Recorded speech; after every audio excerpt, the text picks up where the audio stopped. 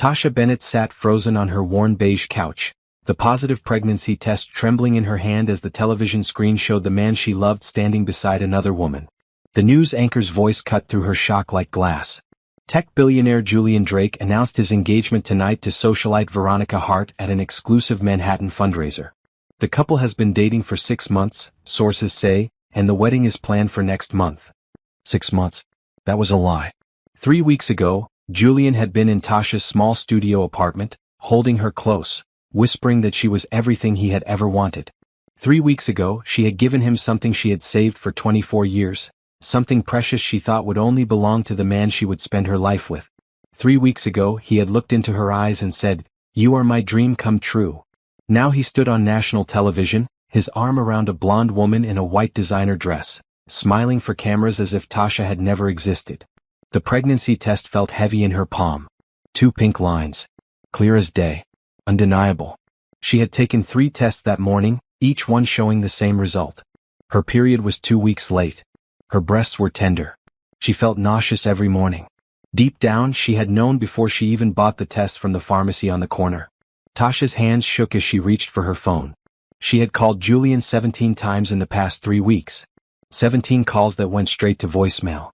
She had sent 12 text messages, each one marked as delivered but never read. She had even tried emailing him through his company website, only to receive an automated response. And now she understood why. He had been planning this engagement the entire time. Her best friend Natasha Price had warned her. "Girl, men like Julian Drake don't end up with women like us," she had said after Tasha came home the morning after their night together, glowing with happiness. "He's a billionaire. You work in marketing at a nonprofit. This is not a fairy tale." But it had felt like one. Every moment with Julian had felt like magic, like destiny, like everything she had dreamed about since she was a little girl watching her parents dance in their tiny kitchen. The television screen now showed footage from earlier in the evening. Veronica Hart, draped in diamonds, kissed Julian's cheek while photographers shouted for their attention. The woman looked perfectly polished, perfectly rich, perfectly everything that Tasha was not. Tasha looked down at her own clothes. She wore faded blue jeans and a red sweater her mother had given her for Christmas 3 years ago. Her apartment was small, barely 400 square feet, with a kitchenette that barely fit a stove and refrigerator. She made $38,000 a year coordinating social media for a children's literacy charity. What had she been thinking? That a man worth billions would actually want her? But he had wanted her. She knew he had. The way he looked at her that night was not fake. The tears in his eyes when she told him he was her only dream, those were real. The gentleness in his touch, the wonder in his voice, the promises he made in the darkness of her bedroom, all of it had been real. Hadn't it? The news segment ended, and a commercial for luxury cars began playing. Tasha turned off the television and sat in silence. Her small apartment suddenly felt suffocating. The walls seemed to close in around her. Outside her window, the Bronx street was busy with evening traffic, car horns honking, people shouting, the subway rumbling beneath the ground. She placed one hand on her still flat stomach. Baby. She was going to have a baby. Julian's baby. What was she going to do? Her phone buzzed. For a moment, hope surged through her chest. Maybe it was Julian. Maybe he had somehow sensed that she needed him. Maybe he had an explanation for everything. But it was just Natasha. "Girl, are you watching the news? Please tell me you're not watching the news." Tasha typed back slowly. "I'm watching." 3 dots appeared immediately as Natasha typed. "I'm coming over. Don't do anything until I get there." But Tasha knew what she had to do. She had to tell Julian about the baby. He deserved to know. And more than that, her child deserved to know their father. No matter how much it hurt, no matter how humiliating it might be, she had to face him. She picked up the pregnancy test and placed it carefully in a small Ziploc bag, then tucked it into her purse. Evidence. Proof. Something concrete in a situation that felt increasingly unreal. Her mother's voice echoed in her head, something Patricia Bennett had told her years ago when Tasha's father died. "Baby girl, hope is not stupid. Hope is brave. And love, real love, always finds a way." Tasha had held on to hope for 3 weeks. She had believed that Julian was just busy, that he would call, that there was some reasonable explanation for his silence. Now she knew the truth. He had moved on. Or maybe he had never really been with her at all. The knock on her door came 20 minutes later. Natasha rushed in, her brown eyes full of concern.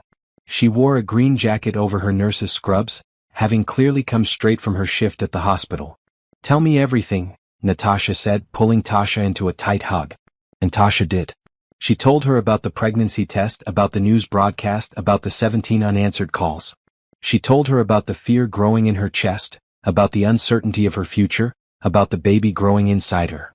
Natasha listened without interrupting, her expression shifting from sympathy to anger to determination. "You have to tell him," Natasha finally said. "I know I said all that stuff about fairy tales and I still think he's an idiot for ghosting you, but that man needs to know he's going to be a father. That baby is his responsibility too." "He's engaged," Tasha whispered. "To someone else." "What if he doesn't want anything to do with us?" "Then at least you'll know," Natasha said firmly. "And at least he'll have to step up financially. That's his child. He doesn't get to just walk away." Tasha nodded slowly. Her friend was right. This was not just about her pride or her broken heart anymore. This was about a baby who deserved a father, who deserved support, who deserved a chance at a good life. "I'll go to his office tomorrow," Tasha said quietly. "I'll make him see me. I'll make him listen." Natasha squeezed her hand. "Do you want me to come with you?" Tasha shook her head. "No. This is something I need to do alone." That night, Tasha lay in bed staring at the ceiling, her hand resting on her stomach. She thought about the night she and Julian had met, about how everything had felt so perfect, so right, so meant to be. Had it all been a lie? Or had something changed? Had Veronica come back into his life and made him forget about the girl from the Bronx who had given him her heart? Tomorrow she would find out. Tomorrow she would face the man who had promised her everything and then disappeared. Tomorrow she would fight for her baby's future, even if it meant facing rejection all over again. Because hope was not stupid. Hope was brave. And love, real love, always found a way. Even if that way was painful.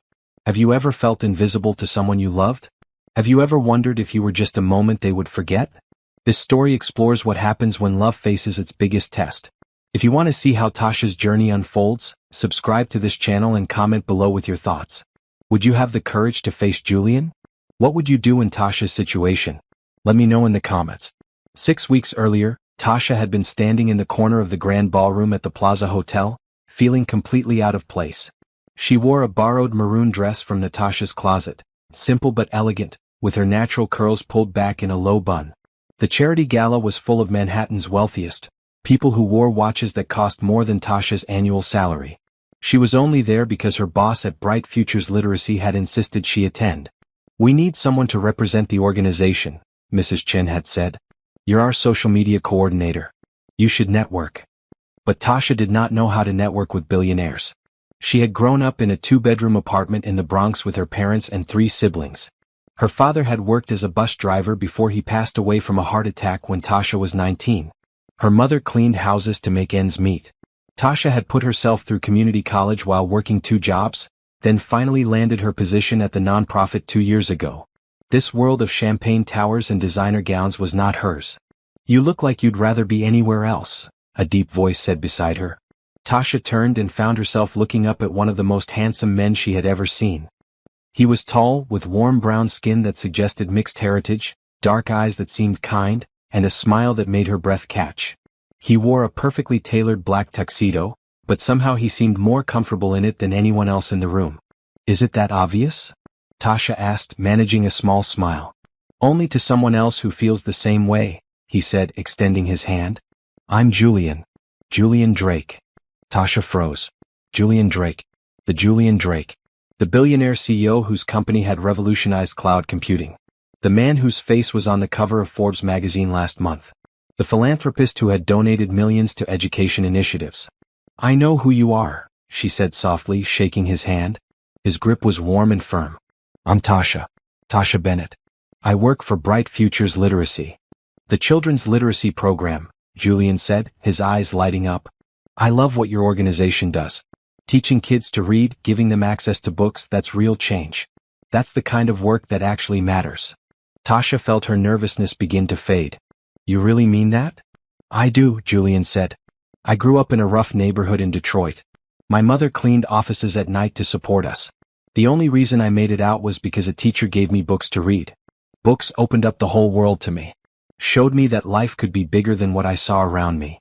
They talked for an hour, standing in that corner while the gala continued around them. Julian asked about her work, really listened to her answers, asked follow-up questions that showed genuine interest.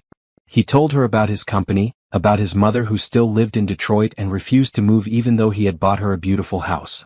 She says she doesn't want to leave her friends, Julian said with a fond smile. Says rich neighborhoods are too quiet. Tasha laughed. My mom is the same way.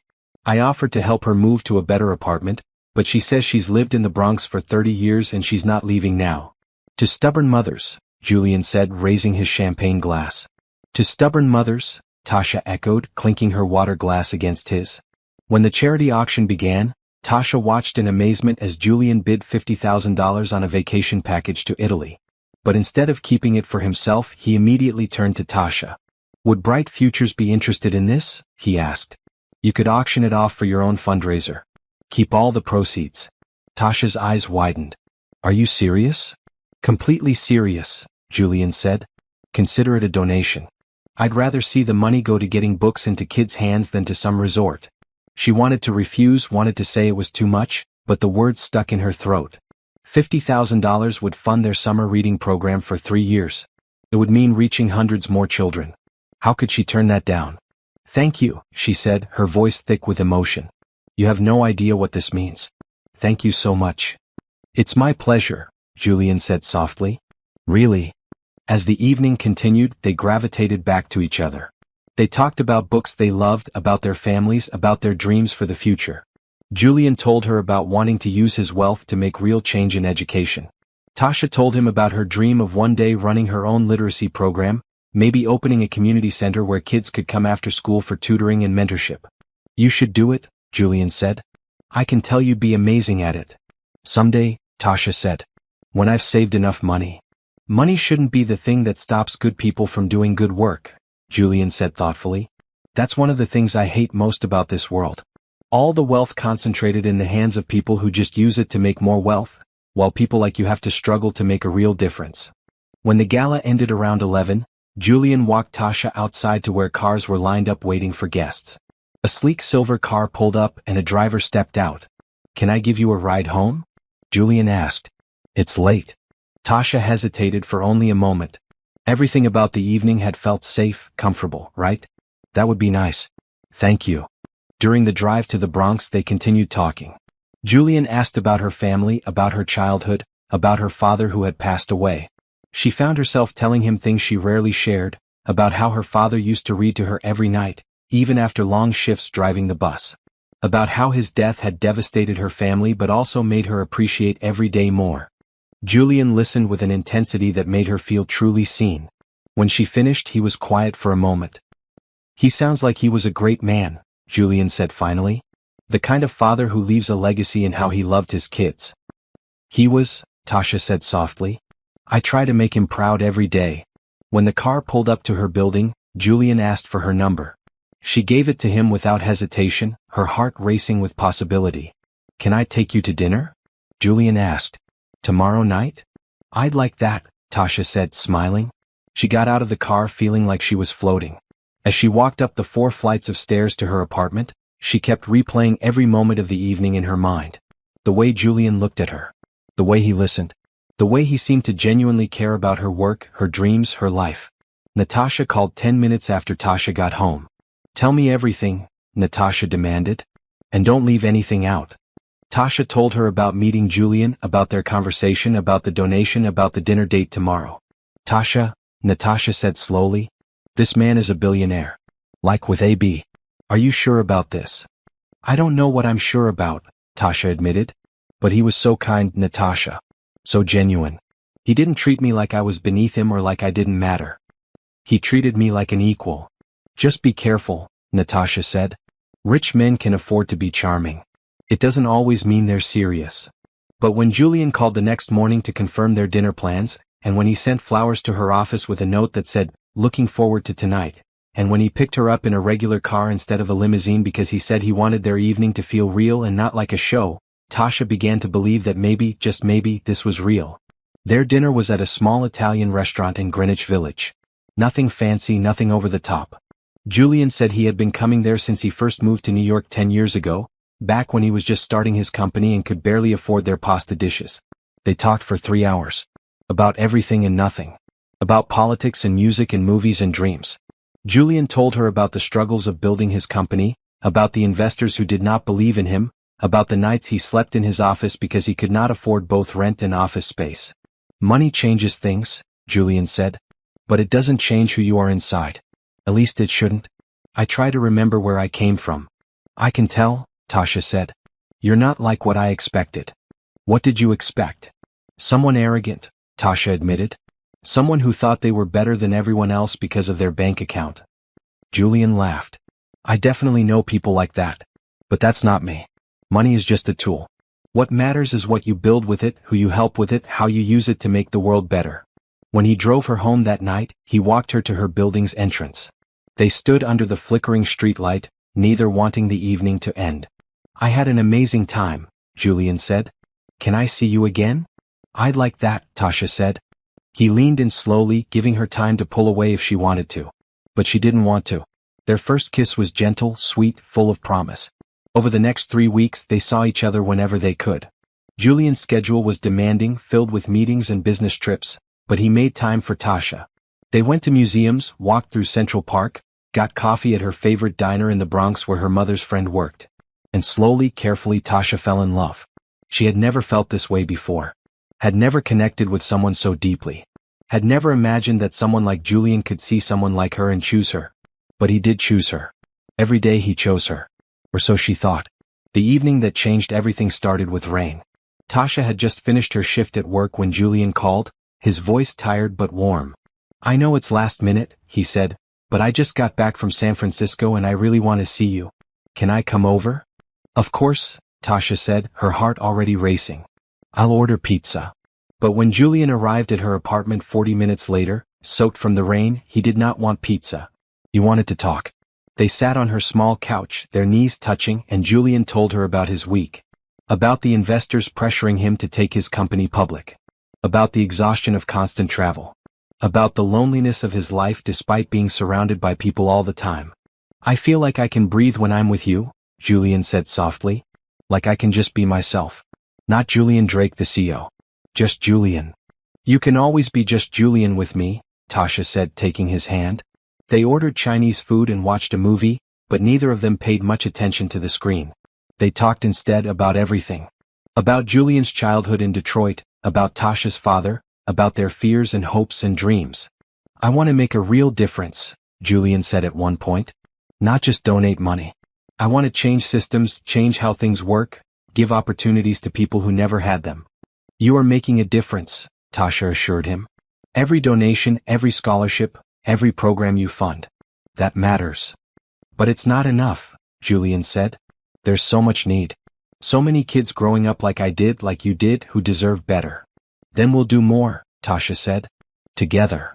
The word, together, hung in the air between them. Julian looked at her with an intensity that made her breath catch. Tasha, he said slowly, I need to tell you something. These past 3 weeks with you have been the best 3 weeks of my life. You make me feel things I've never felt before.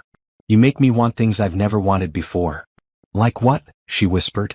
Like a real life, Julian said. Not just work and business and money. A real life with someone who sees me, who knows me. Someone I can build something with. Tasha's eyes filled with tears. You've been my dream since I was a little girl. Not the billionaire part. Just the good man part. The kind man part. The man who would look at me the way you do. The way I do? Julian asked softly. Like I matter? Tasha said. Like I'm enough just as I am. Julian cupped her face in his hands. You are enough. You're more than enough. You're everything. They kissed then deeper than before. More urgent. More real. I've never done this before, Tasha whispered against his lips. I've never been with anyone before. Julian pulled back slightly, his eyes searching hers. Never? She shook her head. I was waiting. For the right person. For someone who mattered. Tasha, Julian said, his voice rough with emotion. We don't have to. I don't want you to feel pressured. I don't feel pressured, she said. I want this. I want you. You're the person I've been waiting for. What happened next was tender and slow and beautiful. Julian treated her like she was precious, like she was fragile, like she was worth every moment of care and attention. He whispered that she was beautiful, that she was perfect, that he was honored to be her first. Afterward, they lay tangled together in her small bed, the city sounds drifting in through her window. Julian held her close, his fingers tracing patterns on her shoulder. "I meant what I said," Julian whispered in the darkness. "You're everything to me." "You're everything to me too," Tasha said. "You're my dream, Julian. You're my only dream." Julian's eyes filled with tears then. Actual tears that spilled down his cheeks. "No one has ever said anything like that to me before." "It's true," Tasha said, wiping away his tears. "From the moment I met you, I knew you were special. I knew you were different." They talked until dawn, making promises and plans. Julian said he wanted to meet her mother, wanted to take things slow but seriously, wanted to see where this could go. Tasha told him about her dream of opening a community center, and Julian said he would help make it happen. "We'll do it together," he said. "Your dream is my dream now." When morning came, Julian had to leave for an early meeting. He kissed her goodbye at her door, his hands cradling her face. "I'll call you tonight," he promised. "And I'll see you this weekend. We'll go somewhere special. Just the two of us." "I can't wait," Tasha said, smiling. She watched him walk down the hallway, her heart full of joy and hope and love. She had found him. She had found her person. The man who saw her, who valued her, who chose her. Everything was going to be perfect. But Julian never called that night. Or the next night. Or the night after that. And Tasha's perfect dream slowly began to crumble into a nightmare. The first day of silence, Tasha told herself Julian was just busy. He was a CEO. He had important meetings, demanding schedules, constant obligations. She sent him a text, "Hope your day went well. Thinking of you."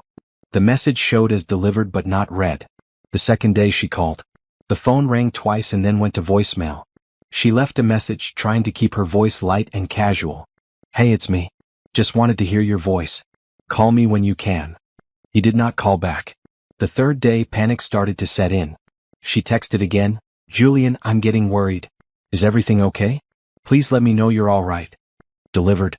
Not read. By the end of the first week, Tasha had called 8 times and sent 15 texts. All of them went unanswered.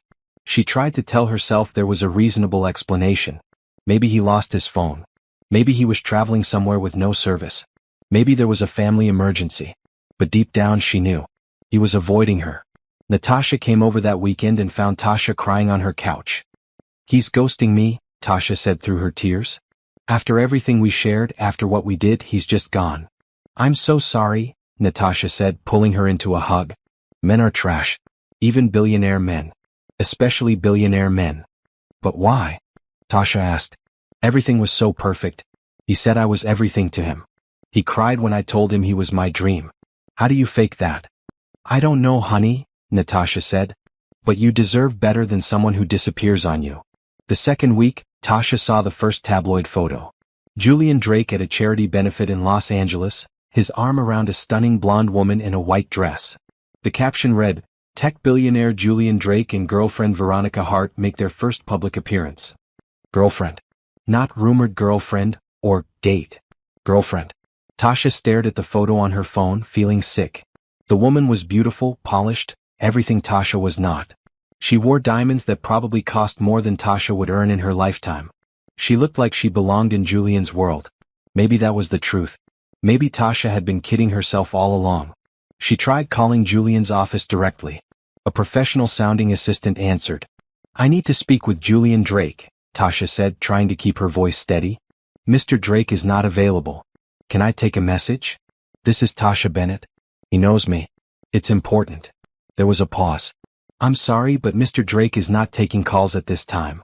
If you'd like to email, I can provide you with our general inquiries address." "No," Tasha said desperately. "Please, I really need to talk to him. Can you just tell him I called?" "Tell him Tasha called." "I'll make a note," the assistant said in a tone that suggested the note would go directly into the trash. "Have a good day." The phone clicked off. Tasha sat in her apartment, feeling more alone than she had since her father died. How had everything fallen apart so quickly? How had she gone from feeling loved and cherished to feeling discarded and forgotten in the space of 2 weeks? Her mother called that evening, her voice full of concern. "Baby, are you okay? You sounded sad when we talked yesterday." "I'm fine, Mama," Tasha lied. "You're not fine," Patricia Bennett said firmly. "Tell me what's wrong." And Tasha did. She told her mother everything. About meeting Julian, about falling in love, about giving him her virginity, about the silence and the ghosting and the photos with another woman. Patricia was quiet for a long moment after Tasha finished. "Baby," she finally said, "I'm going to tell you what my mama told me when I was your age. A man who treats you like you're disposable is not a man worth your tears. But a man who made you feel loved, who made you feel seen, maybe he's just lost his way. Maybe he needs to be reminded of what matters." "Mama, he won't even take my calls." "Then you make him take your call," Patricia said. "You show up at his door. You look him in the eye. And you tell him that love is not something you throw away just because it's inconvenient." "I'm scared," Tasha admitted. "Being brave means being scared and doing it anyway," her mother said. "And you are brave, baby. You're my daughter." The third week, Tasha missed her period. At first, she told herself it was stress. Her cycle had always been irregular. But when she woke up nauseous 3 mornings in a row, when her breasts started feeling tender, when she felt exhausted no matter how much sleep she got, she knew. She bought 3 pregnancy tests from different brands, took them all on the same morning, and watched as all 3 showed 2 pink lines. Positive. Undeniably positive. She was pregnant with Julian Drake's baby. Tasha sat on her bathroom floor, the tests lined up in front of her, and tried to process what this meant. She was going to be a mother. At 24. Single. With barely enough money to support herself, let alone a child. But even through the fear there was something else. A small spark of joy. A tiny voice that said this baby was made from love, even if that love had not lasted. This baby was part of her and part of Julian, and that meant something. She called Natasha. "I need you to come over. Right now." When Natasha arrived and saw the pregnancy tests, her eyes went wide. "Oh, Tasha." "I know," Tasha said. "You have to tell him," Natasha said firmly. "Like today. Right now. He needs to know." "He won't answer my calls." "Then we go to his office," Natasha said. "We march right into that fancy building and we make him listen. That's his baby. He doesn't get to ignore this." But before they could make plans, Tasha turned on the television to find the news broadcast about Julian's engagement. And her whole world shattered all over again. Engaged. He was engaged to Veronica Hart. The wedding was planned for next month. Had he been with Veronica the whole time? Had their night together meant nothing to him? Had she been just a distraction, just a momentary lapse, just a mistake he wanted to forget? The questions spun through her mind until she felt dizzy. Natasha held her while she cried, while she processed the impossible situation she now faced. "I still have to tell him," Tasha finally said. "Even if he's engaged. Even if he doesn't want anything to do with me. This baby deserves to know their father. And Julian deserves to know he has a child." "Okay," Natasha said. "Then tomorrow we go to his office. Together. And we make him face this." That night, Tasha barely slept. She kept one hand on her stomach, talking softly to the tiny life growing inside her. "I don't know what's going to happen," she whispered. "I don't know if your daddy will want to know you. But I promise you, baby, I will love you enough for both of us. You will be loved. You will be wanted. You will be everything." And in that moment, lying in her bed with her hand on her stomach, Tasha made a decision. She would fight for her child. She would fight for what was right. And she would not let fear or pride or heartbreak stop her from doing what needed to be done. Tomorrow she would face Julian Drake. Tomorrow she would tell him about the baby. Tomorrow she would demand that he step up and take responsibility. Because kindness and hope and love had guided her this far. And those same things would guide her through whatever came next. Tasha stood outside Drake Technologies headquarters at 8:30 in the morning, wearing her best blue dress and the maroon coat her mother had bought her for job interviews. The building was 60 stories of steel and glass, gleaming in the morning sun. She felt impossibly small standing in front of it. Natasha squeezed her hand. "You can do this." "I can do this," Tasha repeated, trying to believe it. They walked through the revolving doors into a lobby that looked like something from a science fiction movie. Everything was white marble and chrome, with holographic displays showing stock prices and company news. Security guards in dark suits stood at every entrance. Tasha approached the main desk, where a young woman with perfect makeup sat typing. "I need to see Julian Drake," Tasha said, trying to sound confident. The receptionist looked up with a practiced smile. "Do you have an appointment?" "No, but this is urgent. My name is Tasha Bennett. Please tell him I'm here." "I'm sorry, but Mr. Drake does not see anyone without an appointment. If you'd like to schedule something, I can connect you with his assistant's office." "Please," Tasha said, her voice breaking slightly. "I really need to see him. It's important." The receptionist's expression softened slightly. Let me call up to his office. One moment. She picked up her phone and spoke quietly. After a moment, she hung up and shook her head. I'm sorry, but Mr. Drake is in meetings all day and cannot see anyone. Tasha felt tears threatening. She had come all this way, gathered all her courage, and she was being turned away at the lobby. But then Natasha stepped forward, her voice firm. Tell his assistant that Tasha Bennett is here with urgent personal news that Mr. Drake needs to hear in person. Tell them that if he doesn't come down here in the next 10 minutes, she'll be taking her news to the media instead. Tasha looked at her friend in shock, but Natasha just shrugged. Sometimes you have to play hardball. The receptionist looked uncertain, but she made another call. This time when she hung up, her expression had changed. Mr. Drake's assistant will be down shortly, she said. They waited in the lobby for 15 minutes. Tasha's heart pounded so hard she thought it might burst out of her chest. What would she say? How would she tell him? What if he reacted badly? Finally, a tall black woman in a green suit stepped out of the elevator and approached them. Miss Bennett? Yes, Tasha said, standing up. I'm Beverly Drake, Mr. Drake's mother and executive assistant, the woman said. Her voice was kind but professional. Julian will see you. Please follow me. Natasha started to come too, but Beverly shook her head gently. I'm sorry, but Mr. Drake requested to see Ms. Bennett alone. It's okay, Tasha told Natasha. I'll be fine. They rode the elevator to the 50th floor in silence. Beverly kept glancing at Tasha with a curious expression, as if trying to figure out who she was and why Julian had agreed to see her. The executive floor was stunning. Floor-to-ceiling windows looked out over Manhattan. Everything was sleek and modern and expensive. Beverly led Tasha down a hallway to a corner office with double doors. He's inside, Beverly said. Then she added softly, whatever you need to tell him, he'll listen. My son is a good man. Tasha nodded, grateful for the kindness. She took a deep breath and knocked. Come in, Julian's voice called. She pushed open the door and there he was. Julian Drake, sitting behind a massive desk, wearing a charcoal suit and a blue tie. He looked tired. There were dark circles under his eyes. But when he saw her, his entire face changed. Tasha, he breathed, standing up quickly. For a moment they just stared at each other. Tasha's carefully planned speech evaporated from her mind. All she could think was how much she had missed him, how much it hurt to see him, how much she still loved him despite everything. You've been avoiding my calls, she finally said. Julian closed his eyes. I know. I'm sorry. I'm so sorry. Why?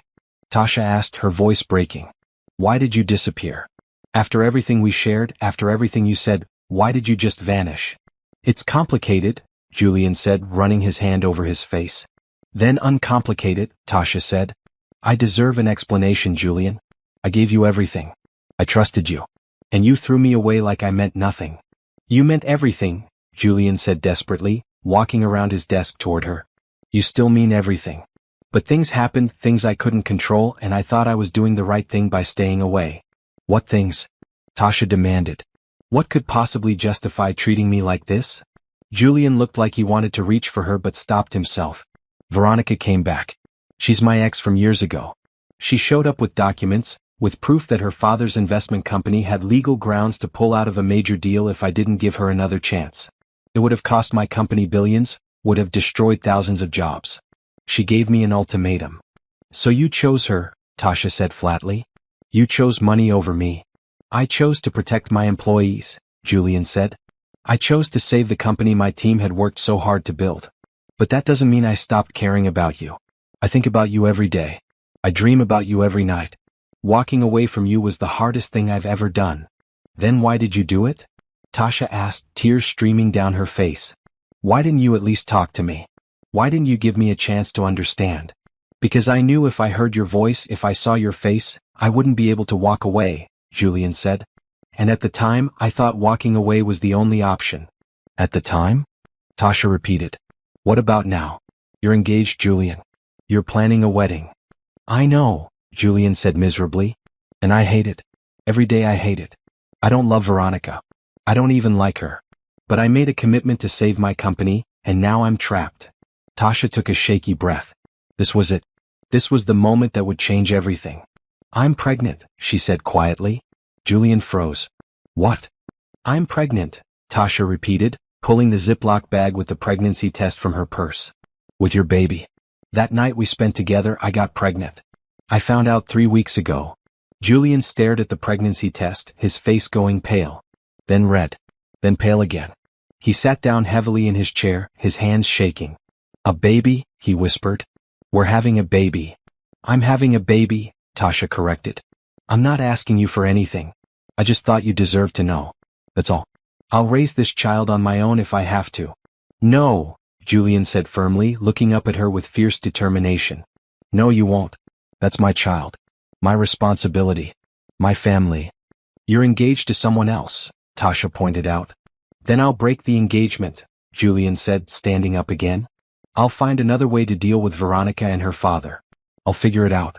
But I'm not abandoning you or our baby. Never. Julian, Tasha started, but he cut her off. Listen to me, he said, taking her hands in his. I was wrong to stay away.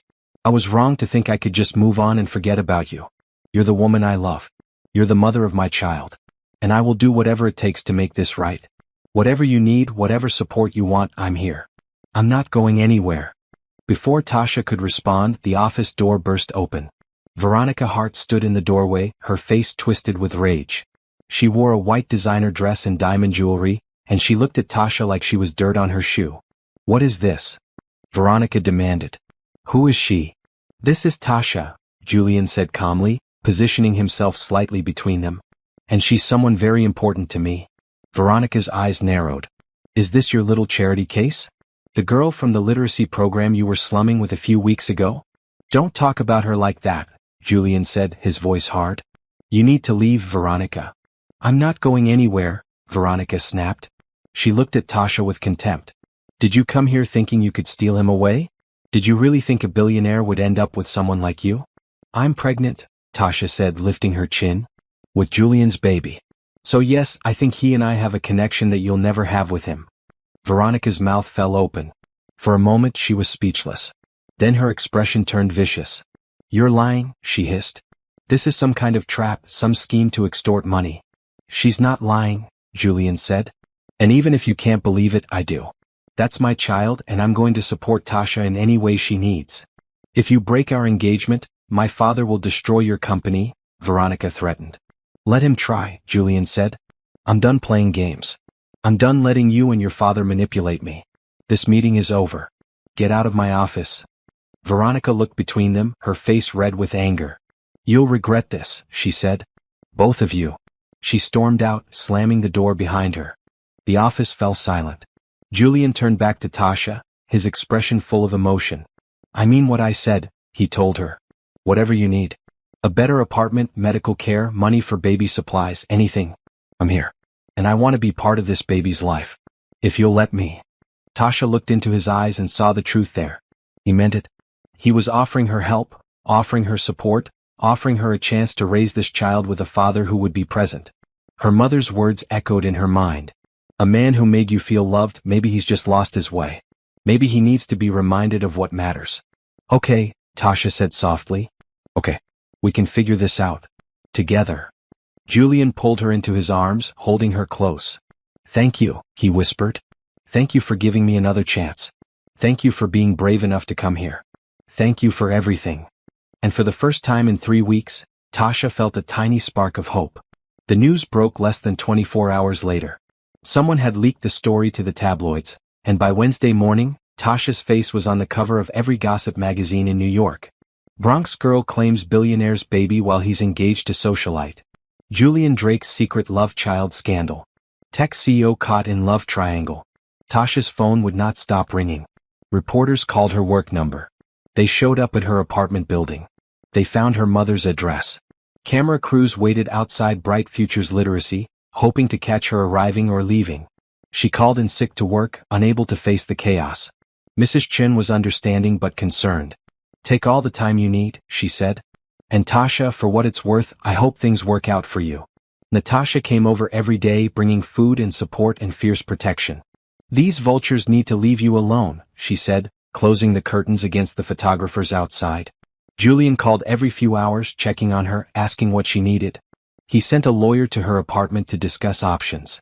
He sent security guards to keep the reporters at bay. He sent flowers with notes that said, "You're not alone. I'm here." And he was. Despite the media storm, despite the public scrutiny, despite Veronica's threats, Julian showed up. He came to Tasha's apartment in person, not caring who saw him. He held press conferences announcing that yes, Tasha was pregnant with his child, and yes, he was taking full responsibility, and no, he would not be answering questions about his personal life. Ms. Bennett is a good woman, Julian said on camera, his voice firm. She deserves respect and privacy during this time. I ask that the media leave her alone and allow us to work through this situation as a family. The word family sent the reporters into a frenzy. More questions. More speculation. More headlines. But something else happened too. Support started pouring in. Women on social media shared their own stories of being abandoned by wealthy men, of being shamed for getting pregnant, of being treated like they did not matter. They rallied around Tasha, creating hashtags, sending messages of encouragement. Don't let them make you feel small, one woman wrote. You're carrying a miracle, and that man is lucky to have you. Tasha's phone buzzed with a call from a number she did not recognize. Cautiously she answered. Tasha? This is Beverly Drake, Julian's mother. I hope it's okay that I called. Of course, Tasha said, surprised. I wanted to invite you to lunch, Beverly said warmly. Just the two of us. I think it's time we properly met, considering you're carrying my grandchild. They met at a quiet restaurant in Harlem the next day. Beverly was elegant in her red blouse and black pants, her silver hair pulled back in a bun. She hugged Tasha before they even sat down.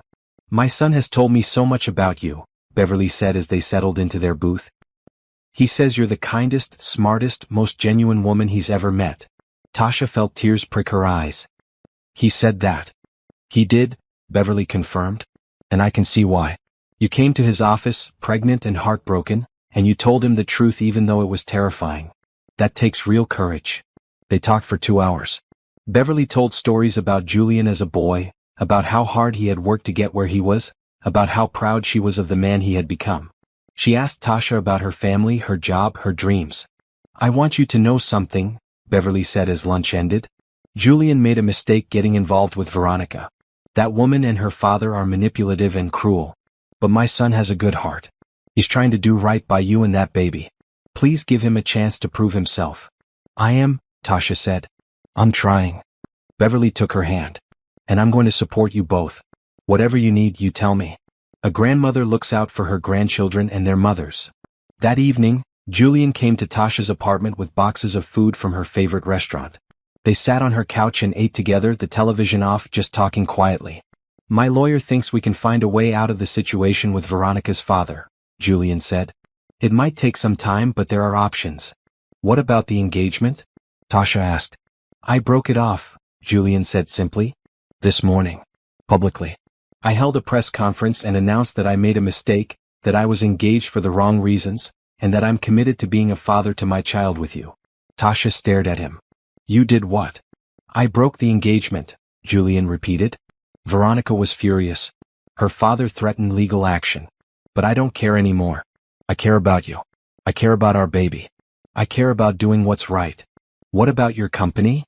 We'll figure it out, Julian said. Gordon and I have been working on alternative financing. It'll be tough, but we'll survive. And even if we didn't, I'd rather lose everything and be with you than keep everything and lose you. Tasha felt her heart crack open. Julian. I love you, he said. I've loved you since the night we met at that gala. I loved you when we spent that perfect night together. I loved you when I stupidly walked away. And I love you now. I'm sorry I wasn't brave enough to say it before. I'm sorry I let fear and business concerns override what I knew in my heart. But I'm saying it now. I love you, Tasha Bennett. And I want to build a life with you if you'll have me. Tasha wiped tears from her cheeks. I love you too. I never stopped loving you even when you disappeared. Even when I saw you with her. Even when it hurt so much I could barely breathe. They kissed then, gently, carefully, like they were both afraid to break this fragile moment of reconnection. So what happens now? Tasha asked. Now we take it one day at a time, Julian said. I want to be here for your doctor's appointments. I want to help you move to a better apartment, somewhere safer, somewhere with room for a nursery. I want to meet your mother properly and ask for her blessing. I want to prove to you that I'm serious about this, about us, about being a real family. Okay, Tasha said, smiling through her tears. One day at a time. Over the next few weeks, Julian kept his promises. He went with Tasha to her first prenatal appointment, holding her hand as they heard the baby's heartbeat for the first time. He cried. Actual tears of joy that made Tasha fall in love with him all over again. He found her a beautiful 3-bedroom apartment in a safe neighborhood, with good schools nearby and a park across the street. When Tasha hesitated, worried about accepting such an expensive gift, Julian gently reminded her, "This is for our baby. Please let me do this." And she did. Because kindness and hope and love meant accepting help when it was offered with genuine care. He met Patricia Bennett over Sunday dinner at her home in the Bronx, showing up with flowers and a humble attitude. Patricia grilled him for an hour about his intentions, about his plans, about how he would support her daughter. Julian answered every question honestly, never getting defensive, never making excuses. At the end of the evening, Patricia hugged him and whispered, "You hurt my baby once. Don't do it again." "I won't," Julian promised. "I swear I won't." The media attention gradually died down. Other scandals took over the headlines. Tasha was able to return to work, where her co-workers were supportive and kind. Mrs. Chin even gave her a raise, saying the publicity had actually increased donations to their organization. But Veronica had not gone away. She lurked in the background, giving interviews to magazines, posting cryptic messages on social media, clearly planning something. Julian's lawyer warned them to be careful. "She's dangerous when she's angry," the lawyer said. "Document everything. Keep records. Don't engage with her directly." But they tried not to let fear control their lives. They focused on preparing for the baby, on building their relationship on a foundation of honesty and trust. Do you believe people deserve second chances? Do you think Julian truly changed, or was Tasha taking too big a risk by trusting him again? Love is complicated, and sometimes it requires forgiveness. If you want to see how their story continues, subscribe to this channel and let me know in the comments if you think Tasha made the right choice. Would you give someone a second chance after they hurt you? Comment below. 4 months into the pregnancy, Tasha's belly was starting to show. She wore bright maternity dresses in green and blue that Julian kept buying for her, insisting she deserved to feel beautiful. She felt beautiful when he looked at her, when he placed his hand on her stomach and talked to their baby. They spent every evening together now. Sometimes at her new apartment, sometimes at his penthouse in Manhattan. They cooked meals together, watched movies, talked about everything and nothing. Julian told her stories about building his company, about the failures and setbacks that nobody ever saw. About the times he almost gave up, about the people who believed in him when no one else did. "Gordon was my first investor," Julian said one evening as they made pasta together in her kitchen. He wore jeans and a red t-shirt, looking nothing like the billionaire CEO the world saw. "We met at a tech conference when I was 23. I gave a presentation about cloud computing and everyone laughed at me. Said it would never work. But Gordon came up afterward and said, 'I think you're onto something.' He sounds like a good friend," Tasha said, stirring the sauce. "The best," Julian agreed.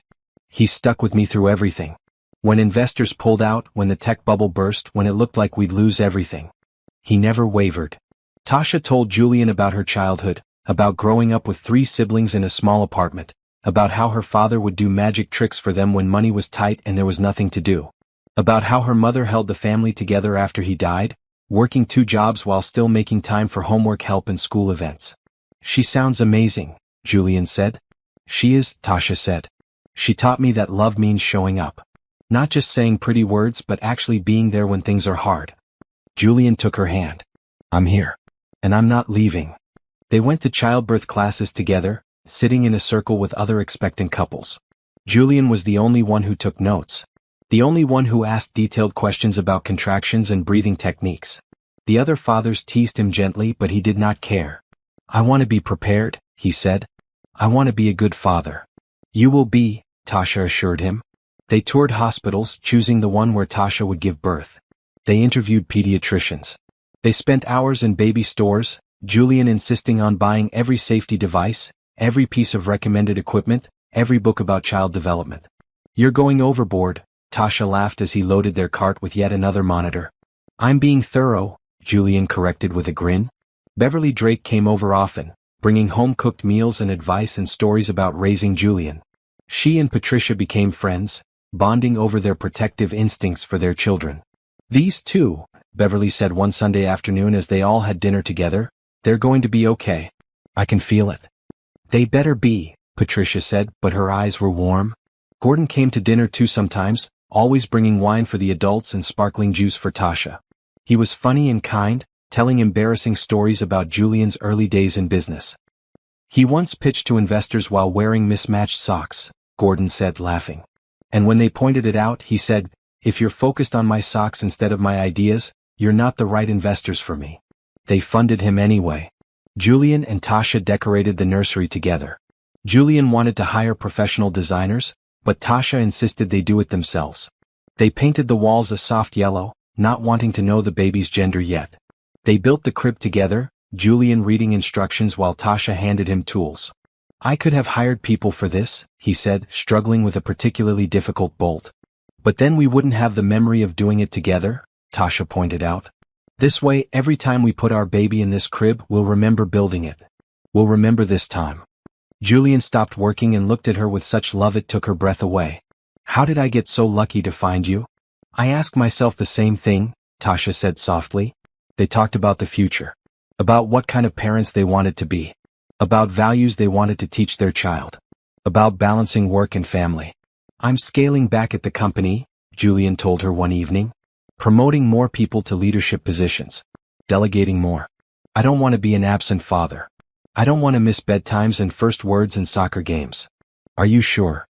Tasha asked. "I know the company is important to you. You're more important," Julian said. "You and this baby. You're my real life. The company is just how I pay for things." Tasha leaned against him, feeling safe and loved and hopeful. "I'm starting to believe we can really do this. That this can really work." "It is working," Julian said, kissing the top of her head. "We're already doing it." At 6 months pregnant, Tasha finally felt comfortable telling Julian more about her fears. About the poverty she had grown up with, about the constant stress of not having enough money, about watching her mother work herself to exhaustion. "I'm afraid I won't be a good enough mother," she admitted. "What if I mess everything up? What if I can't give our baby what they need?" Julian took both her hands in his. "You're going to be an incredible mother. I know this because I've watched how you care about people. How you show up for your friends. How you talk about the kids in your literacy program. You have so much love to give." "But what if love isn't enough?" Tasha whispered. "Love is always enough," Julian said. "My mother raised me on love and determination and hope. We didn't have money. We didn't have connections. But we had love. And that made all the difference." They lay in bed that night, Tasha's head on Julian's chest, his hand on her belly feeling the baby kick. "I think she likes you," Tasha said. "She?" Julian asked. "Just a feeling," Tasha said. "I think we're having a girl." "Boy or girl, they'll be perfect," Julian said. "Because they're ours." 7 months in, they had their first real disagreement. Julian wanted to marry Tasha. He proposed one evening with a beautiful ring, getting down on one knee in her living room. "Marry me," he said. "Let's be a real family. Let's make this official." But Tasha hesitated. "I want to marry you," she said carefully. "But not yet. Not like this."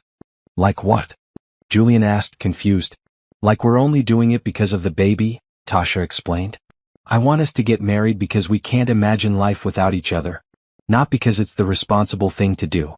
Not because of social pressure. But because we choose each other every single day and we want to make that choice permanent." Julian was quiet for a long moment. Then he nodded. "You're right. I'm sorry. I was rushing things." "Don't apologize," Tasha said, taking his hands. "Keep the ring. Ask me again when the time feels right. When we're not in the middle of a media storm and a pregnancy and rebuilding trust. Ask me when it's just about us." "I will," Julian promised. "I'll wait. But Tasha, I want you to know something. I would choose you every day. I already do choose you every day. And when I ask you again, it'll be because I can't wait one more second to call you my wife." That conversation shifted something between them. They both relaxed, stopped trying so hard to prove themselves, and just enjoyed being together. At 8 months pregnant, Tasha went on maternity leave from work. Julian took time off too, wanting to spend these final weeks preparing together. They took long walks in the park. They read books about babies and parenting. They talked to their baby, telling stories, singing songs, promising love. "We're ready," Julian said one evening, his hand on Tasha's belly. "Whatever happens, whatever challenges come, we're ready." "We're ready," Tasha agreed. But neither of them knew that the biggest challenge was still ahead. That Veronica had not given up. That the media storm was about to return with a vengeance. That their love and trust would be tested in ways they could not imagine. All they knew in that moment was that they had each other. And sometimes that was enough. At 8.5 months pregnant, Tasha woke up to 17 missed calls from Gordon Hayes. Her heart started pounding before she even listened to the first voicemail. Tasha, it's Gordon. Call me back immediately. It's about Julian. There's been a development. Julian was in California on a quick business trip, scheduled to return that afternoon. Tasha called Gordon back with shaking hands. What's wrong? Is Julian okay? He's fine, Gordon said quickly. Physically fine. But we have a situation. Can you come to the office? I'll send a car. The car arrived 20 minutes later. Tasha rode to Drake Technologies in silence, her mind spinning with possibilities. Was Veronica causing trouble again? Had something happened with the company? Was Julian in danger? Gordon met her in the lobby and escorted her up to Julian's office. He looked exhausted, like he had not slept. Beverly was already there, along with two people Tasha did not recognize.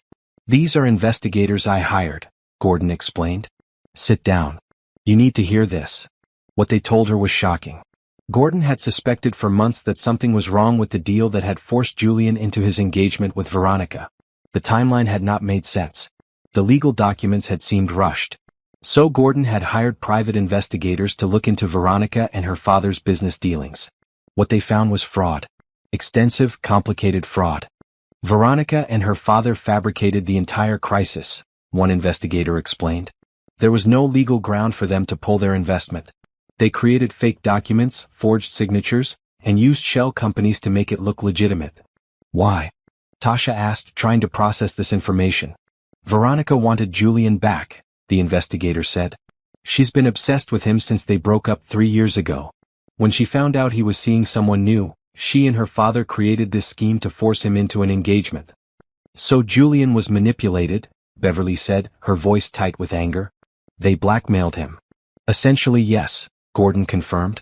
If we take this to the authorities, they could both face serious criminal charges. Tasha felt dizzy. All this time she had thought Julian chose money over her. That he had gotten scared of their relationship and run back to someone more appropriate, more acceptable, more his level. But he had been trapped. Manipulated. Forced into an impossible situation. Does Julian know? Tasha asked. I called him an hour ago, Gordon said. He's on the next flight back. He should be here in 2 hours. What happens now? Tasha asked. That's up to Julian, Gordon said. And you? We can press charges. We can expose everything publicly. Or we can use this information to ensure Veronica and her father leave both of you alone forever. When Julian arrived, he went straight to Tasha. She was sitting in his office, staring out the window at the city below. He knelt in front of her, taking both her hands. I'm so sorry, he said.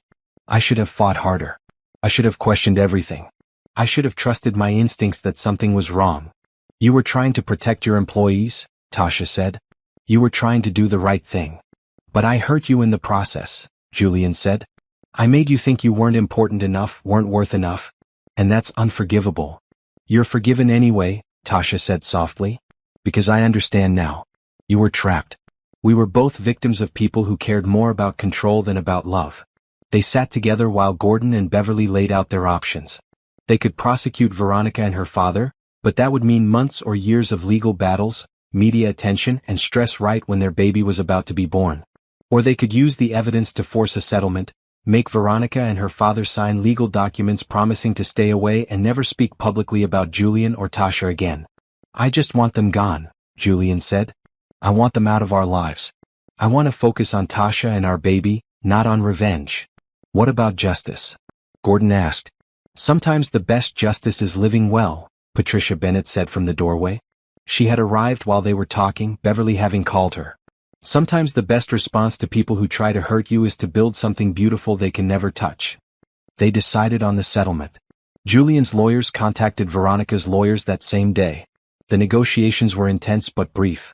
Faced with evidence of their fraud, Veronica and her father had no choice but to agree to the terms. They would retract all public statements about Julian and Tasha. They would sign non-disclosure agreements preventing them from discussing Julian, Tasha, or their child ever again.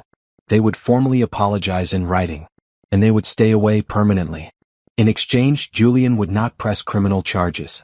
The settlement was finalized 3 days later.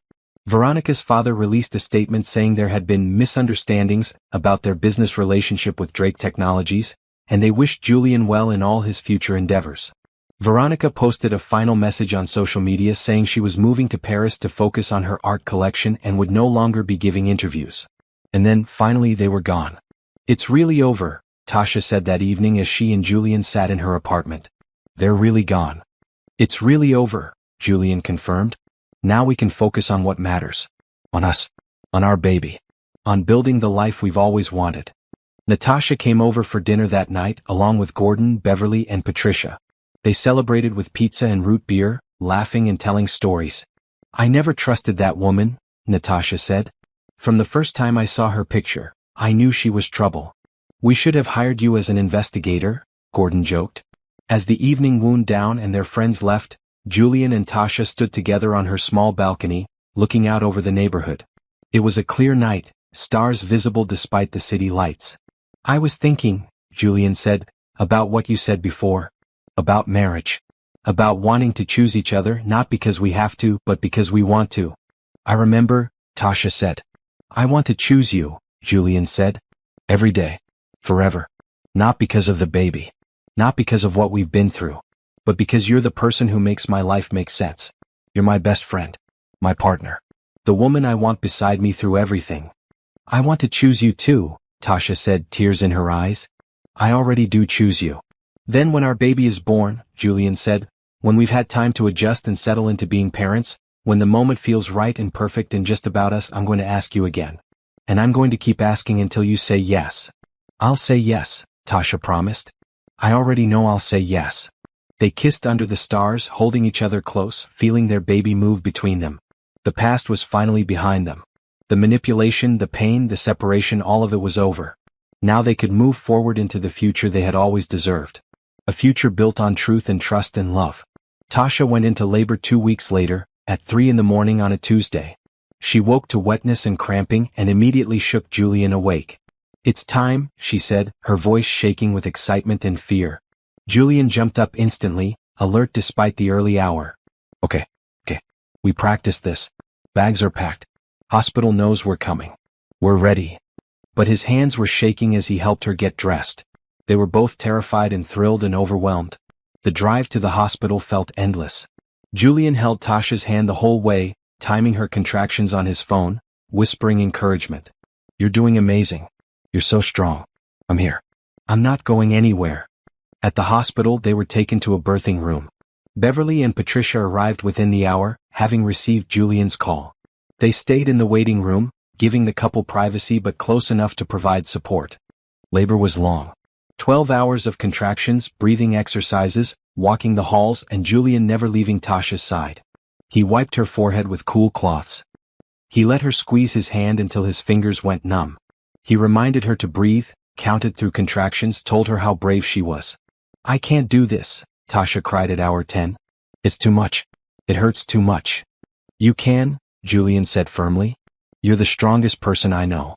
You faced down a billionaire in his own office when you were scared and pregnant. You survived a media circus. You forgave me when I didn't deserve forgiveness. You can do anything. Including this." "Stay with me," Tasha begged.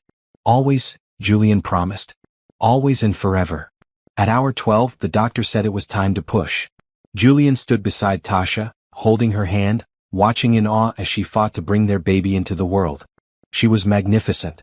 Fierce and powerful and beautiful. And then, suddenly, there was crying. Loud, indignant crying that filled the room. "It's a girl," the doctor announced, placing the baby on Tasha's chest. "You have a daughter." Tasha and Julian both started crying. Their daughter was perfect, tiny and pink and screaming with healthy lungs. She had Julian's nose and Tasha's chin and a full head of dark hair. "Hello, baby girl," Tasha whispered, touching her daughter's cheek. "We've been waiting for you." Julian could not speak. He just stood there, tears streaming down his face, looking at his daughter with complete wonder. This was his child. His family. The two people he loved most in the world. "Do you want to cut the cord?" the doctor asked Julian. With shaking hands he did.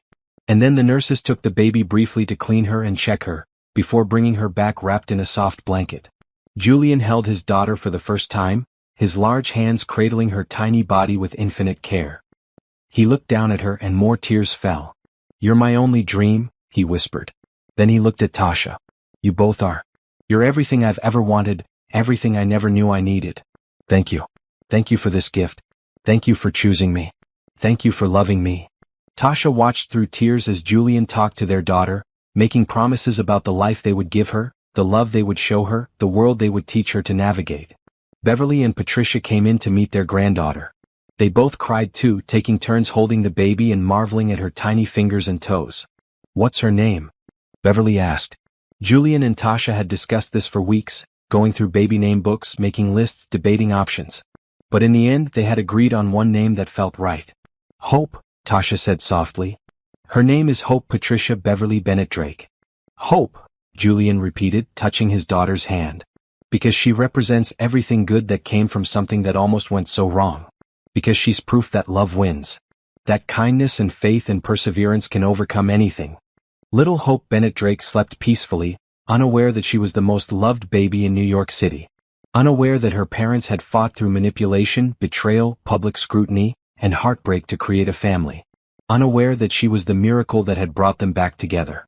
They spent 3 days in the hospital. Julian never left, sleeping on the uncomfortable couch in Tasha's room, jumping up every time Hope cried, learning to change diapers and swaddle and comfort his daughter. You're a natural, Tasha said, watching him rock Hope at 2 a.m. I'm learning, Julian said. From the best. He looked at Tasha with complete devotion. You're an incredible mother. When they finally brought Hope home to Tasha's apartment, the nursery they had built together was ready. They laid their daughter in the crib they had assembled, covering her with the soft green blanket Beverly had knitted. That first week was chaos. Neither Tasha nor Julian had realized how much work a newborn required. The constant feedings, the diaper changes, the middle of the night crying that made them question everything. But they figured it out together, taking turns, supporting each other, learning as they went. Gordon came to visit, bringing gifts and congratulations. Natasha came over daily, helping with laundry and cooking meals and giving the new parents breaks. Beverly and Patricia took shifts staying over, providing wisdom and helping with night feedings. One evening, 2 weeks after Hope was born, Julian and Tasha sat together on the couch while their daughter slept in her bassinet nearby. They were both exhausted, both covered in spit up, both happier than they had ever been. I've been thinking, Julian said, about the future. About what I want our life to look like. Tell me, Tasha said, leaning against him. I want us to be a family, Julian said. Officially. Legally. Permanently. I know you wanted to wait, wanted us to choose each other for the right reasons. And I think we have. We've been through everything together now. We've survived manipulation and betrayal and public scrutiny and childbirth and sleepless nights with a newborn. And I still choose you. Every day I choose you. He pulled out the ring he had bought months ago, getting down on one knee despite how tired he was, despite the baby spit up on his blue shirt, despite the dishes piled in the sink and the general chaos of new parenthood. Tasha Bennett, he said, will you marry me? Not because we have a baby. Not because it's the right thing to do. But because I love you more than I can express. Because you are my partner, my best friend, my home. Because I want to spend every day for the rest of my life choosing you and being chosen by you. Tasha looked at the man kneeling in front of her. The man who had disappeared and come back. The man who had been manipulated and broken free. The man who had fought for their family. The man who changed diapers at 3 a.m. and sang lullabies to their daughter and looked at Tasha like she was the most precious thing in his world. Yes, she said, tears streaming down her face. Yes, I'll marry you. Yes to choosing you. Yes to building a life together. Yes to everything. Julian slipped the ring on her finger and kissed her, and Hope chose that exact moment to wake up crying. They both laughed through their tears and Julian went to pick up their daughter. Welcome to our family, he said to the ring on Tasha's hand, then to Hope in his arms. We're going to be a real family now. That night, after Hope was fed and changed and sleeping again, Tasha called her mother to share the news. We're getting married, Mama, she said, her voice full of joy. Julian proposed and I said yes. That's wonderful, baby, Patricia said warmly. When? We're thinking small, Tasha said. Just family and close friends. Maybe in a few months, once we've adjusted to having Hope. Your daddy would be so proud, Patricia said softly. He always wanted you to find someone who loved you the way you deserved to be loved. Someone who chose you every single day. I found him, Tasha said, looking at Julian as he rocked their daughter. I really found him. The wedding took place 4 months later in a small garden in Brooklyn, with 20 guests and a perfect spring day. Tasha wore a maroon dress that flowed around her post-baby body, simple and elegant. Julian wore a gray suit with a blue tie. Baby Hope wore a tiny white dress and slept peacefully in Beverly's arms during the ceremony. Natasha stood as Tasha's maid of honor. Gordon stood as Julian's best man. Patricia walked Tasha down the aisle, tears streaming down her face. Beverly beamed from the front row, holding her granddaughter. The ceremony was simple and heartfelt. They wrote their own vows. "Tasha," Julian said, his voice thick with emotion, "you saved me. Not because I needed rescuing, but because you showed me what real love looks like. You showed me that wealth means nothing without someone to share it with. You taught me about courage and hope and perseverance. You gave me a daughter who is my entire world. And you gave me a life that matters, a life built on love instead of just success. I promise to choose you every day, to support your dreams, to be your partner in everything, to love you and hope with everything I have." "Julian," Tasha said, holding both his hands, "you saw me when I felt invisible. You valued me when I doubted my worth. You fought for us when it would have been easier to walk away. You showed me that fairy tales can be real if both people are willing to work for them. You gave me a daughter who is my greatest joy. And you gave me a love that I thought only existed in dreams. I promise to choose you every day, to build you up, to be honest with you, to love you and hope with my whole heart." When they were pronounced husband and wife, their kiss was met with cheers and applause. Hope woke up and started crying, and everyone laughed as Julian took his daughter from his mother and bounced her gently. "Welcome to married life," Gordon joked. "It's all crying babies and no sleep from here on out." "Wouldn't have it any other way," Julian said, grinning. The reception was in Patricia's backyard, with homemade food and music playing from a portable speaker. Nothing fancy. Nothing over the top. Just family and friends celebrating love. Julian's company had thrived in the months since Veronica and her father had been removed from their lives. Without the manipulation and interference, Drake Technologies had secured better investments, launched new products, and expanded into educational technology. Julian had followed through on his promise to scale back his hours, promoting trusted leaders to handle day-to-day operations while he focused on strategic direction and family time. Tasha had returned to work part-time at Bright Futures Literacy, bringing hope with her sometimes. Mrs. Chen had been incredibly accommodating, even setting up a small play area in the office so Hope could be nearby while Tasha worked. But Tasha and Julian were also planning something bigger. "I want to tell you about a surprise," Julian said during the reception, standing up to give a speech. "Most of you know that Tasha has always dreamed of opening a community center for kids. A place where they can get tutoring, mentorship, access to books and technology, safe after-school activities. A place that provides the kind of support that changed my life when I was young." He looked at Tasha with a soft smile. "So I bought a building in the Bronx. And over the next 6 months, we're going to renovate it and turn it into the Hope Bennett Learning Center, named after both our daughter and the hope that drives everything we do. Tasha will run it. I'll fund it. And together we'll create the kind of place that gives kids opportunities they might not otherwise have." Tasha stood up, crying again. She had cried more in the past year than in her entire life before. But these were good tears. Happy tears. "I don't know what to say," she said. "Say you'll make your dream come true," Julian said. "Say you'll take this gift and use it to change lives." "I will," Tasha said, hugging him. "Thank you. Thank you for believing in me." As the party continued, Tasha found a quiet moment to sit with Hope, feeding her daughter while watching Julian dance with his mother. Her heart felt so full it might burst. A year ago, she had been alone, scared, heartbroken, facing single motherhood with no idea how she would manage. Now she was married to the man she loved, had a healthy daughter, and was about to launch her dream project. Life was not perfect. They still had sleepless nights and parenting challenges. Julian still sometimes worked too late and had to be reminded to come home. Tasha still sometimes doubted herself and needed reassurance. They still fought occasionally about small things like whose turn it was to do dishes or how to handle Hope's sleep schedule. But they faced everything together. As partners. As equals. As two people who had chosen each other through the hardest circumstances and come out stronger. That night, after the reception ended and everyone went home, Julian and Tasha sat together in their new house. They had bought a modest home in a good neighborhood, nothing like Julian's penthouse but perfect for their family. Hope was asleep in her nursery upstairs, monitored by the baby camera. "Do you remember," Julian said softly, "that first night we spent together? When you told me I was your only dream?" "I remember everything," Tasha said. "I cried," Julian reminded her. Because no one had ever said anything like that to me before. Because you saw me, really saw me, not the CEO or the billionaire, just me. The man under all that. I still see you, Tasha said. I know, Julian said. And that's why I'm about to cry again. He pulled her close and sure enough, tears started falling. You were my only dream too, he whispered. I just didn't know it until I met you. I thought I wanted success and money and power. But what I really wanted was this. A home. A family. Someone who loves me for who I am, not what I have. You gave me that. You gave me everything. Tasha wiped his tears away, then kissed him gently. We gave each other everything. They sat in comfortable silence, holding hands, listening to the sound of their daughter breathing through the baby monitor. Outside, the neighborhood was quiet. A car passed occasionally. A dog barked in the distance. Normal sounds of a normal life. And that was exactly what they wanted. Normal. Real. True. 1 year later, the Hope Bennett Learning Center opened its doors.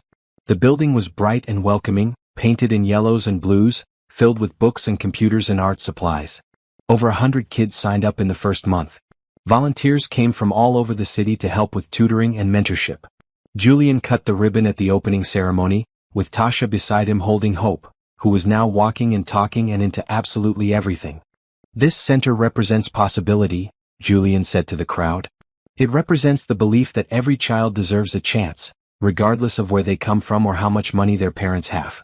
It represents hope. And that's the most powerful thing we can give to the next generation. The media coverage this time was positive. Stories about the Learning Center, about second chance love, about a couple who turned scandal into purpose. Tasha and Julian did a few interviews, always focusing on the work of the center rather than their personal story. We're not perfect, Tasha said in one interview. We've made mistakes. We've hurt each other. We've had to learn and grow and forgive. But we chose love. We chose hope. We chose to believe that people can change, that relationships can heal, that good can come from difficulty. And we wanted to create something that would help other people believe that too. At night, after Hope was in bed, Tasha and Julian would sit on their porch and talk about the day. About the kids they were helping. About Hope's latest accomplishments. About their plans for the future. I'm thinking we should expand, Julian said one evening. Open more centers in other neighborhoods. Create a model that other cities can replicate. I'm thinking I'm pregnant again, Tasha said. Julian turned to her, eyes wide. What? I took a test this morning, Tasha said, smiling. We're having another baby. Julian let out a whoop of joy and picked her up, spinning her around despite her protests. Hope woke up crying from the noise, and they both rushed upstairs to comfort her. Your little sister or brother is coming, Julian told Hope, who looked confused but pleased by the excitement. Life continued. The learning center grew.